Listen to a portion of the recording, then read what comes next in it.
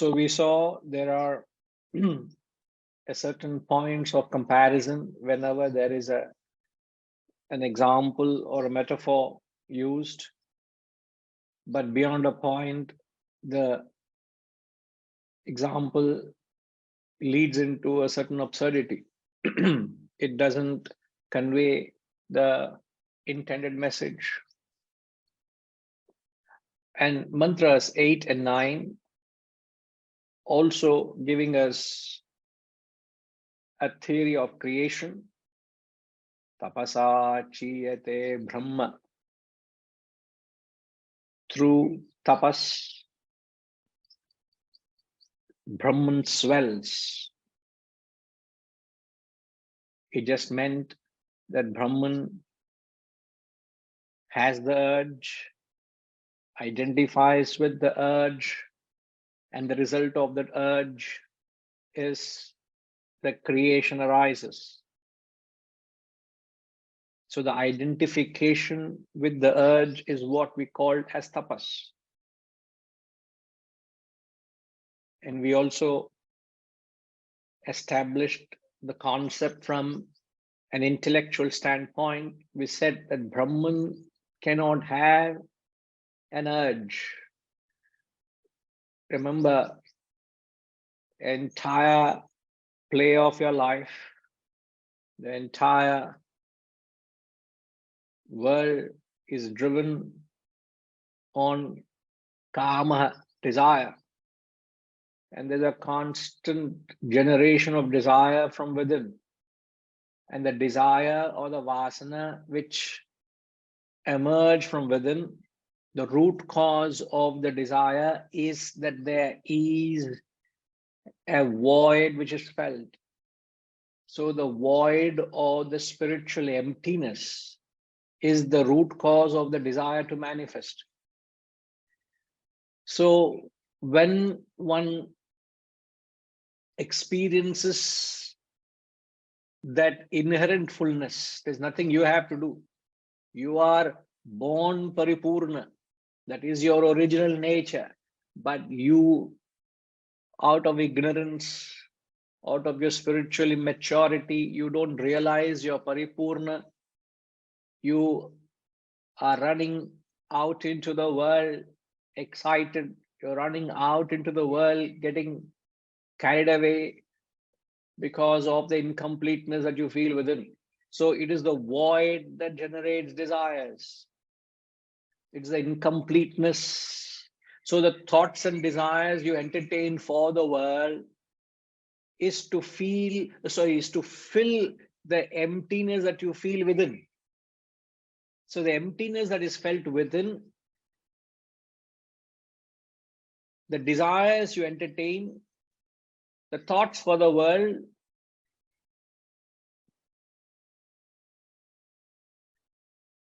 is coming because of the incompleteness that's felt within. If there is no incompleteness, if to the extent you feel a sense of fullness, to that extent there is no thought or desire for the world.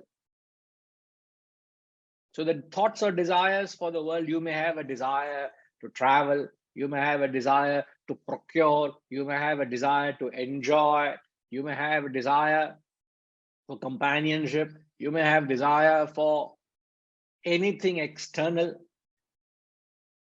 The only desire contrary to the worldly desire is desire for self-realization. Therefore, they say it is known as a transcendental desire. It is not a terrestrial desire. Now, why I'm saying all this is the nature of Brahman, it's in its innate state, Brahman is paripurna. Brahman is whole. Brahman is full. Being that its nature, how can there be a void? How can there be an emptiness? How can there be a desire? And then how can you talk of the urge to identify with a desire when there is no desire at all? Therefore, we said, tapasa chiyate brahma, the concept of Brahman identifying with the tapas and that tapas swells in the world creation is transferred epithet. It's transferred, the concept is transferred to the individual. How you and I are going about creating a world. How did we create a world? We create a world. A businessman creates a business world because he identifies with his desire to start a business. And once you start that business, then everything starts flowing. Then you will have orders, you will have customers, you'll be awarded for your works, you'll be rewarded for your works, then you will start expanding your samsar. And that's how you may ultimately get trapped in your own creation.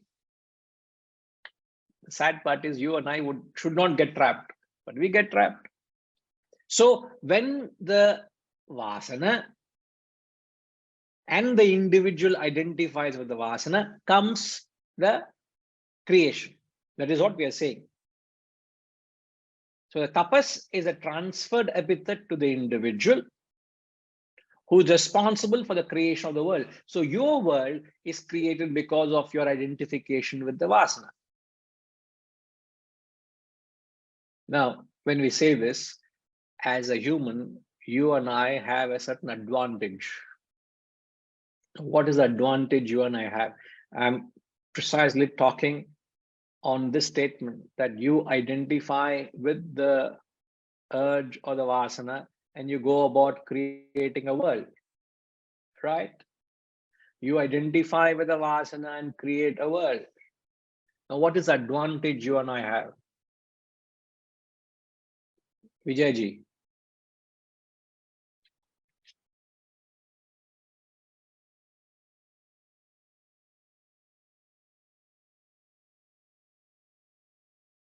We recognize the void, that there is a void.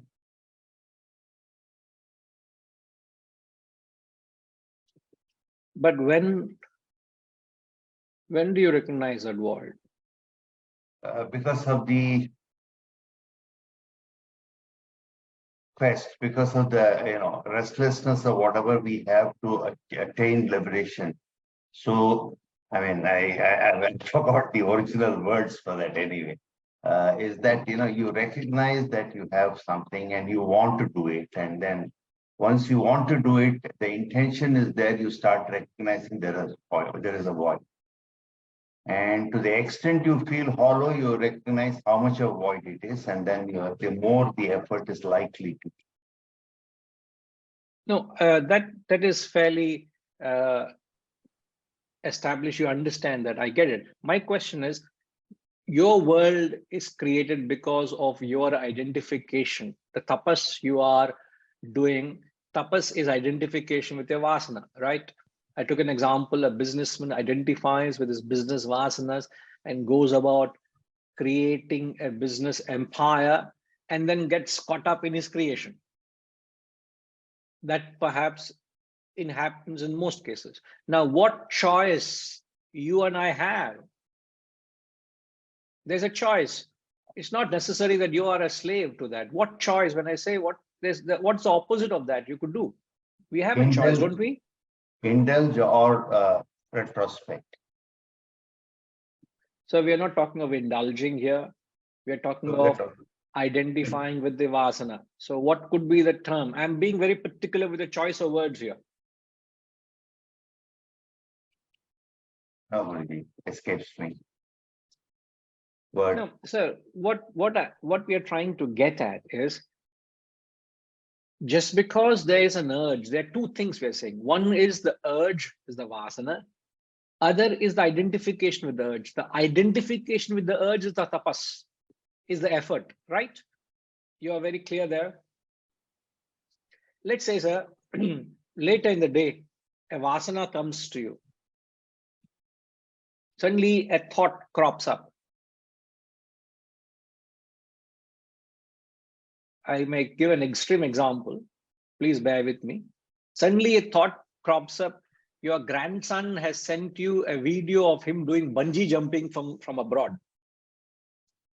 Okay, Tata, I have done bungee jumping and I'm so excited about it. It's a beautiful thing you must experience. And suddenly You have been, as you said, indulging or pondering over thought, and suddenly that bug gets into your head. I also must try bungee jumping. And apparently, age is not a limit here. So I think I'm still healthy and fit, and I also should try bungee jumping. So, and the vasana, it's come from outside. Your grandson has planted that bungee jumping thought into you. Now, what choice you have? Do you have a choice or not? Detached? Whether you identify with that bungee jumping vasana or say no, pass. Isn't it? You can choose to identify or non-identify and say, I have nothing to do with it. The world may throw many invitations at you, but you can choose to say yes or no to it, isn't it? The moment you identify with the dirt comes a creation of a world, that is samsara. And then thereafter, if it is very unlikely that I could not be detached, I use the word with the thought that it's very unlikely I'll be detached to the creation. Then we will be drawn in or sucked in. Completely. The and chances, there's no room for introspection afterwards. It's perhaps much later, it dawns and says, oh my God, what have I done to myself? It's too late by that time, isn't it? So what we are only trying to mention is the creation of the world is because of the tapas, which is identifying with your vasanas. Now, are you a master of your vasanas or are you a slave of your vasanas? Are you able to command which I should identify, which I should say no? And that is the sadhana. That exactly is the sadhana. Just because I am born with a vasana doesn't mean I must identify with it. I can choose to identify. No, it's not necessary that you must disidentify with every vasana. There are times you may not identify with the vasana at a particular time and say, no, I don't want to pursue this. I want to pursue that. So vasana may be there. The simple thing is, I'm very much into sport. I'm very much into badminton. Every weekend, there's some tournament or other. All tournaments are held on weekends. Now, just because an invitation comes to you, am I to identify with an invitation and say, oh, I'll go there at the cost of, oh, the classes are cancelled. Why are classes cancelled? Because Guruji is busy playing badminton. What will be the reason? Why is it that? Because I have identified with that urge, not with this urge. Isn't it? Is that the difference between exhausting the vasanas and indulging? Sir, firstly, one cannot exhaust a vasana through indulgence. And indulging means that, it's experiencing, indiscriminate and likely to get, hooked and then, get drawn into it. And then doing what you're doing with detachment is still exhausting vasana. Won't it be that, Guruji? Yes. Now, since you talk of it, you cannot exhaust a vasana through indulgence. Indulgence only is like adding fuel to fire. Anything that your mind relishes or enjoys or participates, such actions, they cannot get rid of that vasana. In fact, it feeds the vasana. But fundamentally, you must understand a vasana can be exhausted either through the two means of exhausting a vasana. Two means of uprooting a vasana. What are the two means? One is through intellectual approach, other through indulging in it. Indulging in it, creates further vasanas. Sir, as we said, indulgence creates vasanas. So you can't get rid of the vasana. It looks like you're a little attached to the word indulgence this morning, sir. So can you practice little detachment to the indulgence? Huh? Repeat it. No. What I'm saying is, we are talking that there are two means of exhausting a vasana. Exhausting. Gayatri Ma, what are the two means of exhausting a vasana? One is to intellectually uproot the vasana, and one is through experience with the knowledge that that this is only for my self-realization, I'm exhausting the vasana, like. Right. So as you rightly said, even Ashrama sent me a direct message that you can either exhaust a vasana through knowledge. You use your intellect and understand the futility. What am I wasting my time? What am I being enchanted with? What is it that I'm doing? Why do I go through such an exercise? So imagine, just let's say if somebody has got a travel bug. Thank God I don't have a travel bug in me. But imagine if you have to travel, if you have a bug of traveling. Obviously, if in the course of my life, as one evolves and as there would be more demand, I foresee the rest of my life I would be wanted and the knowledge will be demanded. I'll be traveling, but there's no desire in me to travel. Leave me alone, I'll be where I am. But imagine if I have a desire to travel and see the world and do things, just to get ready for a travel, I've got a list of items that needs to be packed. Certain things can be pre-packed. Certain things are so essential that it has to be done just the last minute before you get off, you leave home. So there are a list of 60 to 70 items. The checklist, right from your essentials to your lecture material, whatever study material, your requirements for the specific tour, 70 items there. Can you imagine going through that exercise every now and then, packing and unpacking and going to different places and trying to adapt to the different? My God, it is such an effort. It's such an exercise. Given a choice, I wouldn't do it. So you understand the futility of it. Man, what am I going through? I will want a specific room with a specific this, and once I go there, I may not get what I want.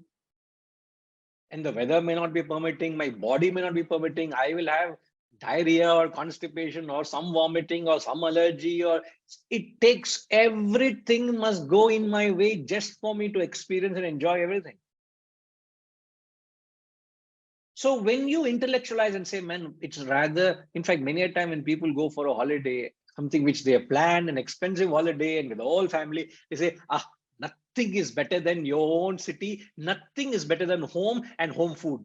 Then why did you go all the way to come back to the same point and experience that there's no point wasting time, money, energy, resources over something which has no charm for you? And yet you ran behind it. Why? Desire. So when you rationalize and understand there's so much beauty and charm being where you are.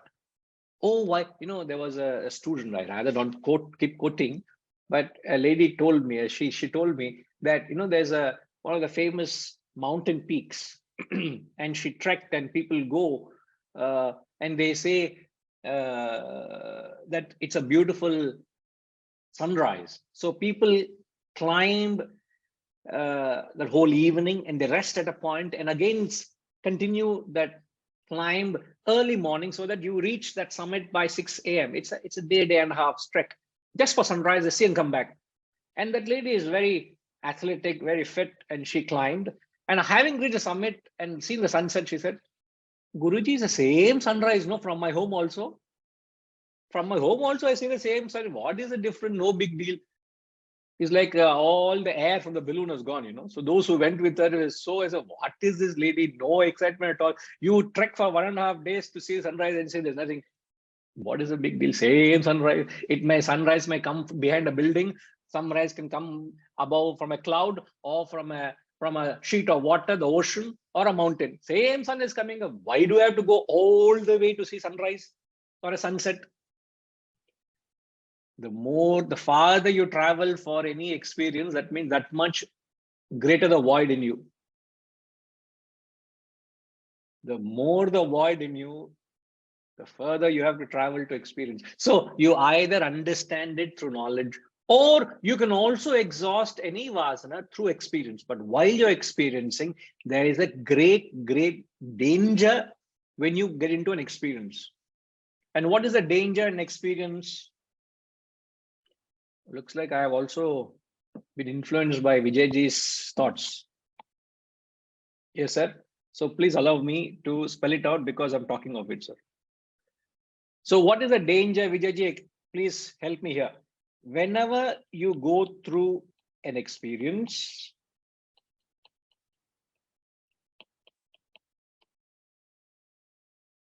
the danger in an experience, what is the danger of an experience?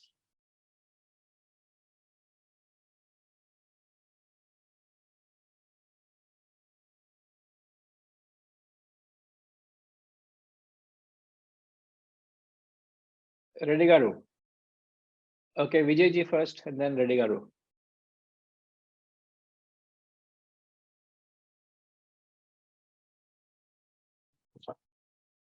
The danger is getting attached to it. Okay. And The once we danger get is, attached to it, it becomes my, sorry for using the word again, indulgent, and then start craving for it. in fact, you get attached to it. Attachment is the effect. The cause is indulgence. When I'm indulging in something, you end up developing an attachment to it. So any time you choose to go behind an experience, you have to deal with three things.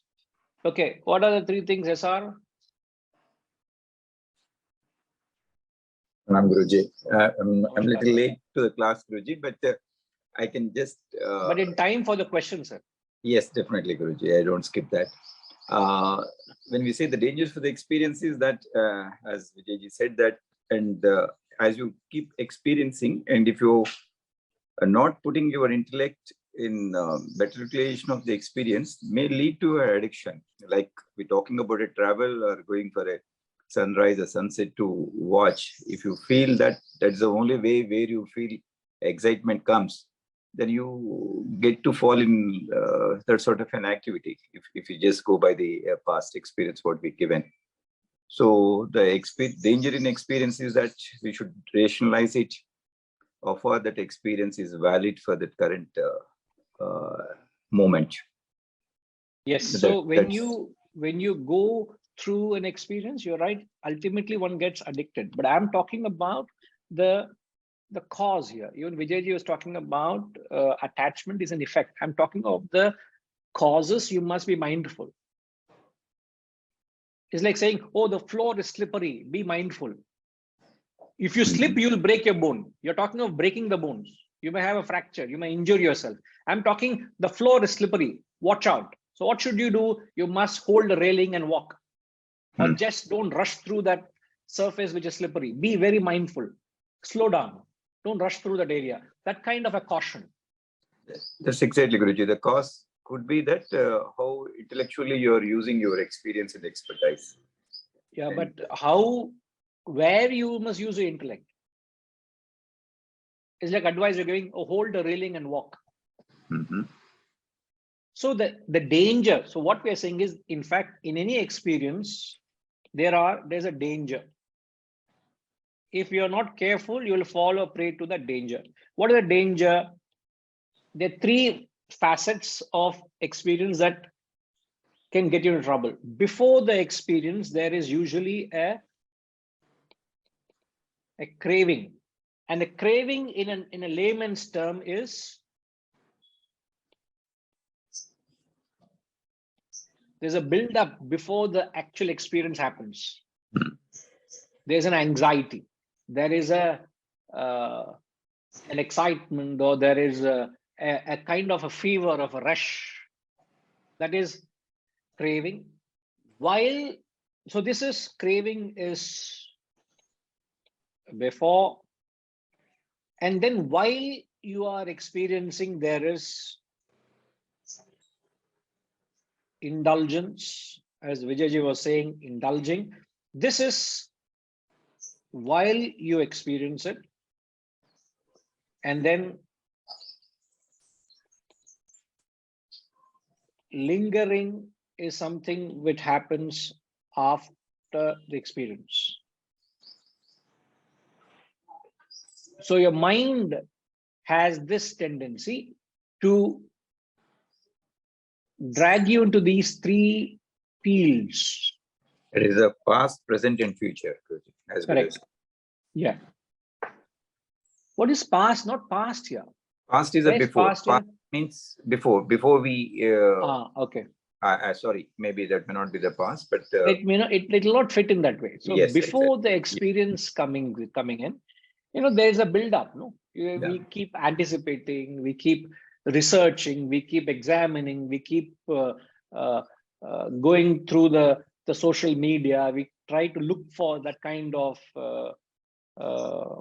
the field of what you're looking for and things. So much before the desire gets fulfilled, there's a kind of build up. Right. Before the climax happens, there's such a precursor, unnecessary drama going on before the actual experience. That recent our visit, Guruji, so where we could What see visit, sir? hangama. Huh? Recent our visit where the hangama before we get ready to go. Correct, sir. So we are trying to, all that is only to test how much Vedanta has got in. And I said, no, end of the trip, I was telling, I have decided to disown everybody. Setuji, I have told everybody that openly that I have disowned everybody, sir. All my students have disowned. Luckily, Setuji was not in the group. So Setuji, you are the only one I'm owning, sir. You and Vasantama. Everybody else disowning. That is a danger of experience. That is a danger of going experience. Buddhi has gone for a toss. You're not able to manage anything that's going on. Get carried away. Now, so this is where we are saying, Vijayji. So you are able to either deal with knowledge. But the problem with that is, when I say problem or the challenge with that is, you must have extraordinary strength to hold on to the force or the onslaught of desire. When a desire comes and keeps pounding on you to go out into the world and experience, you must be able to defend yourself from that onslaught. It's like in boxing, when the opponent is attacking you, you must be able to defend yourself, isn't it? Defense also is a very strong point. It's just not attack. Even in sport, there's something called a defensive play. And there's an attack, then they start attacking. If you're not a good defense, you lose the game.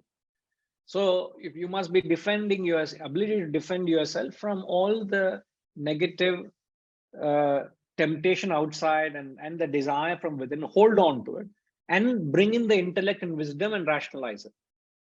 If that comes to a threshold and you can't hold on to it, that's when you say, okay, I can't deal with knowledge.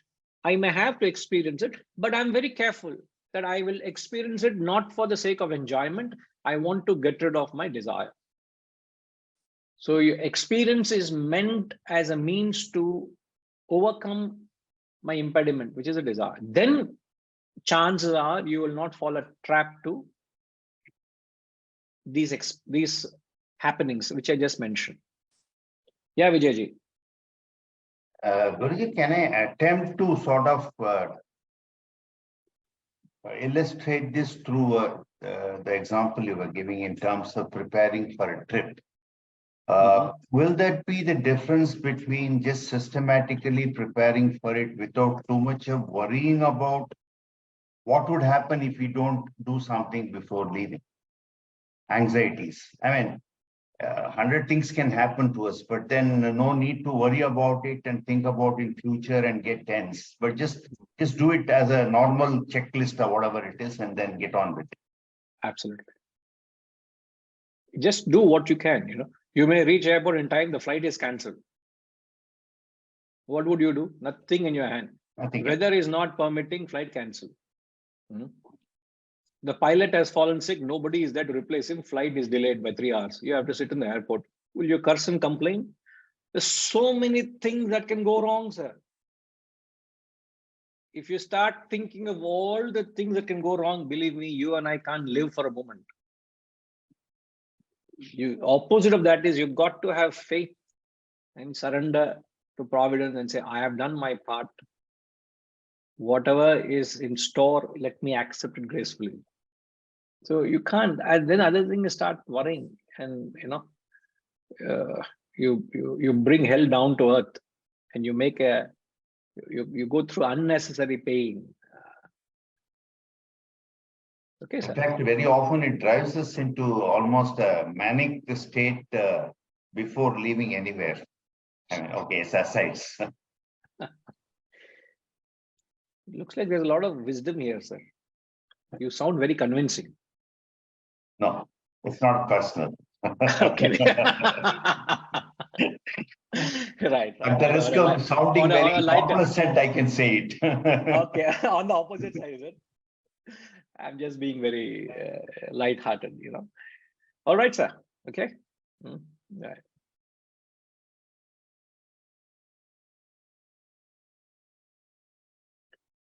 Now, Samyama is saying, can we focus from one activity to another to get rid of a desire? You're not, you're just replacing one with the other. You're not actually uprooting a desire from its root. This is what invariably a New Year resolution or what people want to avoid. They're trying to, it's like either you clean the house or you brush or you push the dirt under the carpet. So you're not actually getting rid of the dirt. You're actually, camouflaging it or just trying to fool yourself. So that doesn't help to get over the desire, because the desire still lurks. So only when you embark on a spiritual journey, when you do the sadhana through karma, bhakti and jnanam. So the spiritual gurus out today, they don't recommend karma, bhakti, jnanam to you. They are recommending all sorts of modern yogas that recommending new terms, that yoga, this one, that one.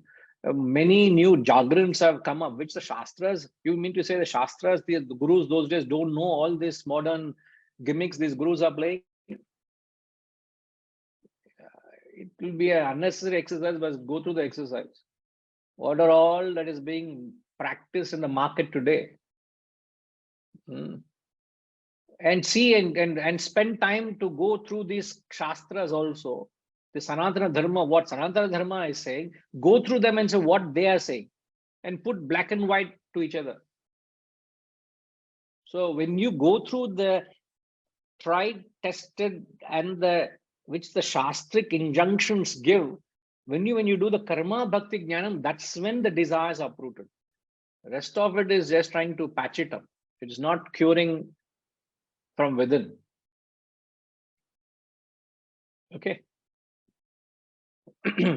Now, going back to the 8th mantra, Gayatri Ma, can we have that mantra once, please? Can you just share the mantra? Tapasa chiyate brahma tato namabhijayate annat prano manah satyam loka karma suchamrutam. From this, what is born? From that tapas, annam, abhijayate. Abhijayate means food is born. From food arises prana, then manaha, the mind. Satyam, here the word satyam is interpreted as the great elements. Lokaha, the various worlds. Karmasu cha amrutam, endless karmasu, endless actions. So from food, now what is food? Food here, food for the senses.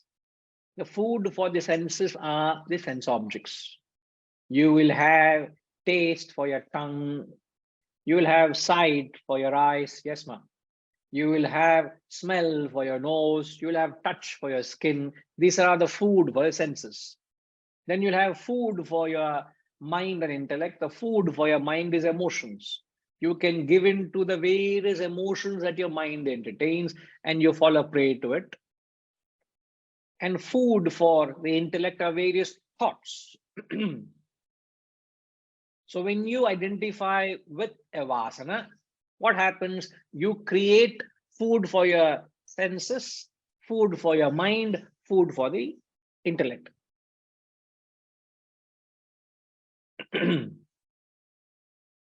Then he says, prana. Prana here refers to life. So what is the definition of life? Brahman. What is the definition? Simple definition, but you should be able to get it. So Brahman plus gross matter equals gross body.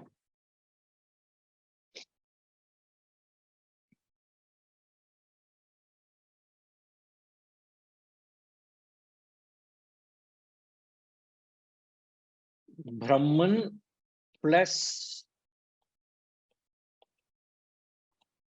subtle matter equals subtle body.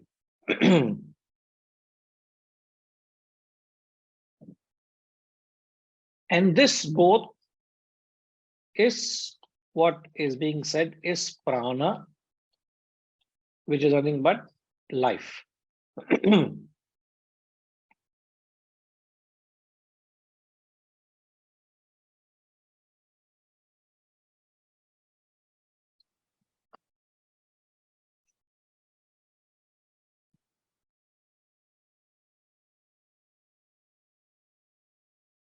And then when the subtle body chooses various fields,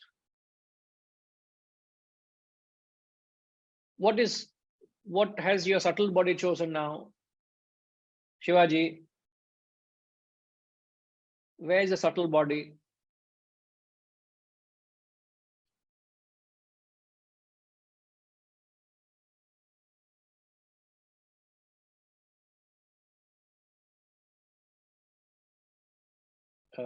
I'm afraid we can't hear you, sir.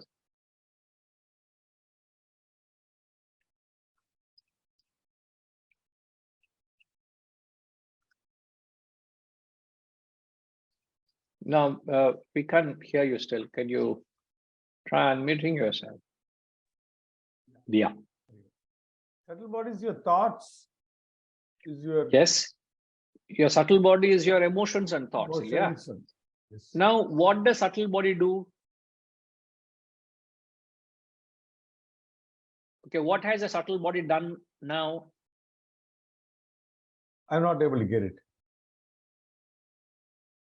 Sir, you said subtle body correctly is your emotions and thoughts. Yeah. Yes. Now, what is the job of the subtle body? Now, I'm explaining the last section of the mantra, which says world Life. and endless actions. Yes.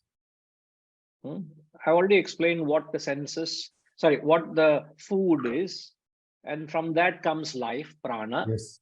I give the equation, and then I'm explaining the last section. where he Gross says, body and subtle body. subtle body, explain, we have done that. Now we're talking about world and actions. Yes. To that, my question was, what does a subtle body do? Subtle body, you said, is your thoughts and emotions. Now, what does Yes. subtle body do? Which is what is exactly it has done now. Where are you now? Now in the class. Physically, where are you? Physically, I'm where in are you? Chennai. Right. You are not in Hyderabad, you are in Chennai, but still you are attending the satsang, right? Yes. Yes. What is responsible for your presence in the satsang now? I've chosen to attend. You I have have chosen. taken that. Yeah. I have taken that. What did you choose to? The Be in the choice satsang. is amidst many vasanas you have. Yes. You identified tapas with this vasana, correct? Yes. Yes. The choice what I I'm just give going with the makes language sex. of the mantra, correct? So tapasa chiyate brahma. So that when Shivaji identifies with this vasana, it has created this physical environment. So what does subtle body do? Subtle body creates a. What has the subtle body done to you now? Vasanas. No, So asana is causal body. cause, yes. What does subtle body do? Gives you that ability to take that decision, that call. இல்லையே நீங்க decision எடுத்துட்டீங்க நீங்க. You already taken a decision. But when you identified with the subtle body is thoughts. When you identify with subtle body, what does subtle body create?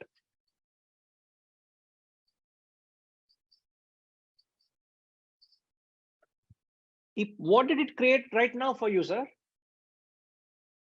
Creates that Did connect. it not create a connect for you Connect, with this satsang, connect. the class? Yes, that's what. Did it yeah, not connect. create this environment for you now? Yes. So what subtle body's job is, subtle body creates a world of gross environment. So after this, you have a thought to go to Madurai, to go to that, let's say you want to go to that temple there. Sariya?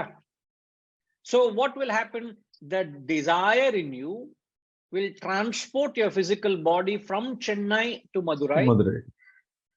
to experience that temple.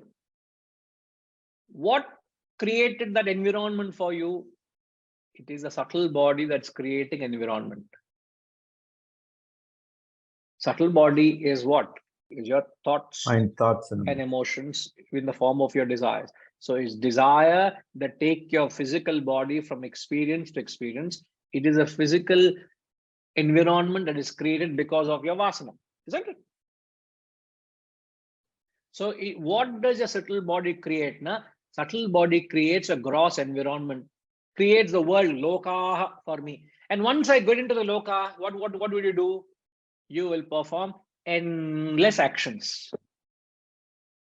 This is the drama that's going on. The entire drama that's going on is started with tapasa One desire. jiyate brahma. Tapasa. You started with the urge, and that urge has created what? It is created food for your senses, food for your mind, food for your intellect. It has created life. It has created an environment, which is the world. It has created actions. Isn't it? If you put it this way, it's so simple, and it is a language we understand. Ilya? You are a creation of your own world. Absolutely. Your World is in your creation hands. of in your own hands, in your own. So what we are saying is, in the beginning, there's a vasana plus tapas. This, because we use the word, I am using it. This is the causal body. So vasana plus tapas creates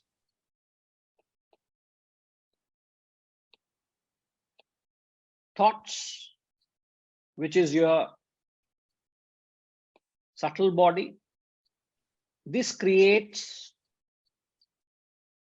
the world. The world here is the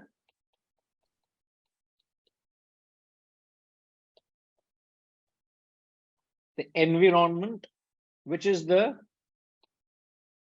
gross body, and then you perform. Okay, let me put this way. The actions are performed by the gross body. So this is all what we are saying.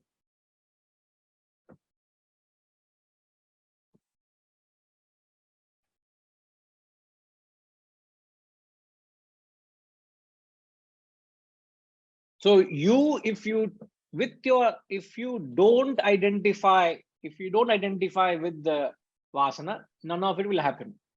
As we discussed, if you say bye-bye, thank you to a vasana, nothing will happen. But you identify with the vasana, Leads you with to the the rest urge, of the. then the whole drama happens. So once you have the fundamentals, it's very easy to interpret or understand these things. But they are talking in their language, their contemporary language, Upanishadic language. They're talking. We have to interpret it. That's all. And these endless actions, what do they create? Punarapi jananam, punarapi maranam. Again, right. The cycle of birth and death goes on because you are continually performing these actions endlessly. This creates an endless cycle of birth and death. எதுக்குடா பண்ற அதெல்லாம்? He's saying, why are you getting into this samsar? Why are you going through this unnecessary identification with a vasana?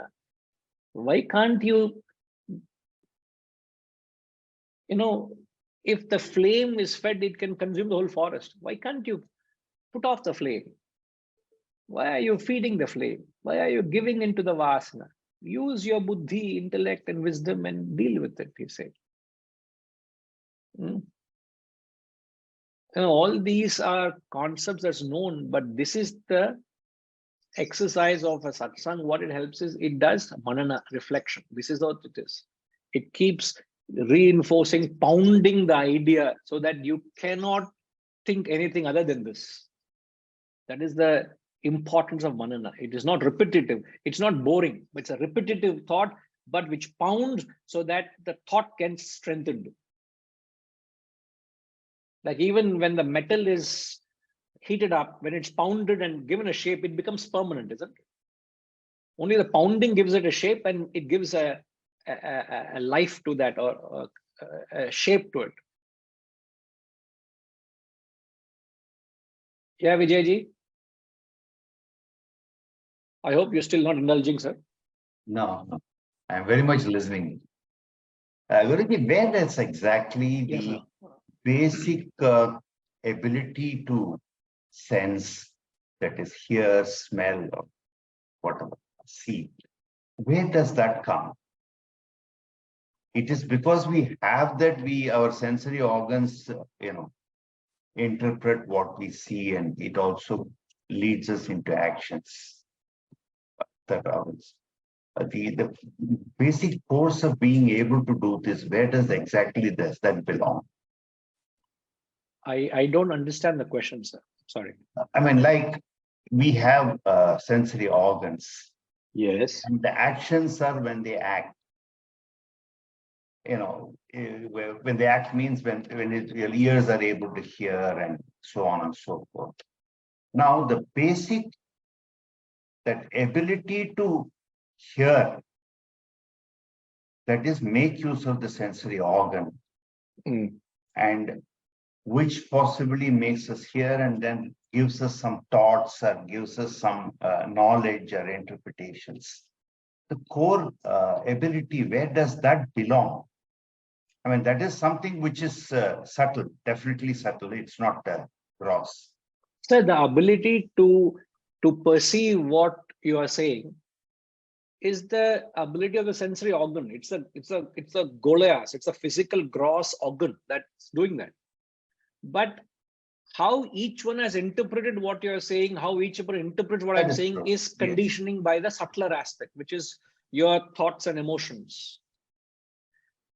If you're not emotionally up today, you may find the whole discussion very dragging, or you can be very upbeat with what is being said because pure technical stuff is being spoken. So whether you're tuned in or not is important. Again, that's to do with your subtler aspect.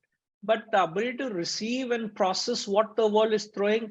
If I were to give sweet to everybody, all our senses of taste will perceive it as sweet.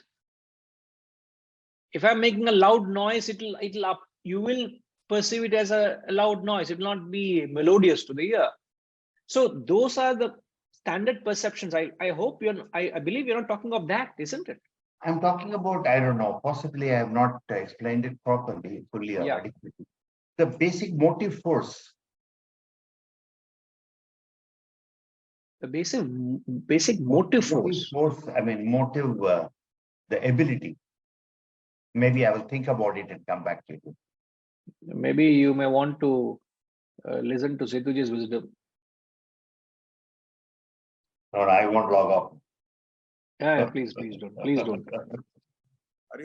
No, he Yes, did it last time. It happened to him. No, he may not have done it. It happened to him. That's all. Hari Om Guruji, the answer to his query is, I think, what is motive force is vasanas and thoughts. He wants to know the source. The source is vasanas and thoughts. Vasanas turn into thoughts, thought turn into desires, desires turn, make your senses indulge. You are born. Is that, I thought we have obviously spelled that out, so I doubt that's what he's asking. No, it's not. I will get clarity to in my own head and come back. Okay. Yeah, it is not that straightforward. That's why there's lack of clarity in the question. Therefore, we're not able to get what you're getting at, or you're not able to convey that, sir. No, but because if it's a vasana thought, it's straightforward. No, that that's you can very clear. This is something which is flowing through. Yes. I'm talking about, okay, let me not get back into it. I think I have to articulate it in good English.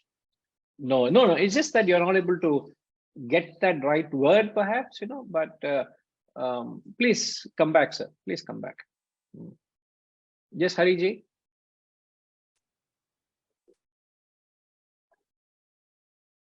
Guruji, when we say sense centers are located in the mind. I didn't say so. Huh? I didn't use the word sense center. You are using. Yeah. You're quoting me. No. When I said we, you have taught us also. Yes, sir. Sense centers are in the mind. So what is being prompted us to act is mind.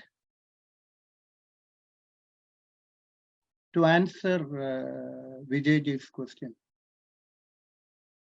we may be seeing, because I see an object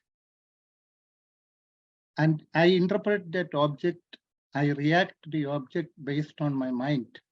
My interpretation and my action need not be the same as you may be doing or Vijayji is doing. So individual's mind plays the key role in digesting what we are seeing, what we are hearing, what we are tasting.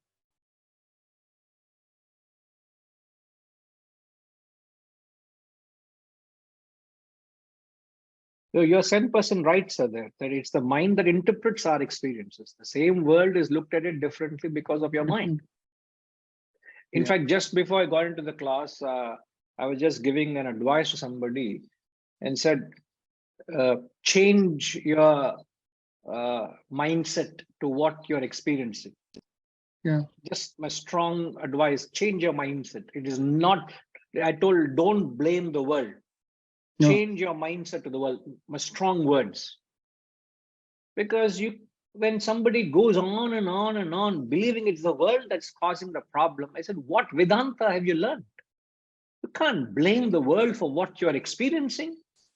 The world can be cynical. The world can be cruel. I can be. Don't fall a prey to it. Don't blame the world. It's your mindset. Change your mindset. It's what you make of it, isn't it? I can be attending your class, but if my thoughts, if my mind is somewhere in the hospital or somewhere, then I may be physically present, but I will not hear a word of what you are talking. Correct. So have I answered Vijayji's question? That you must ask Vijayji. Have I answered Vijayji? Is it that what you were asking? I'll come back. I think it's very closest to, as you were speaking, I was also thinking, I think question was what makes an eye see? That is my mind. Mind, in my perception, mind interprets. But what makes I see is my question. Maybe I'll introspect. That is what my what you're saying, I'm not contradicting what you're saying, but what I'm saying is that yes, mind, when you see something, what you get out of it is maybe different from what I get of it because our mindset. I agree. In other words, your question is what the student has, the Kenopanishad, the student has asked the Maharshi, what makes my eye to see, mind to fall on the object?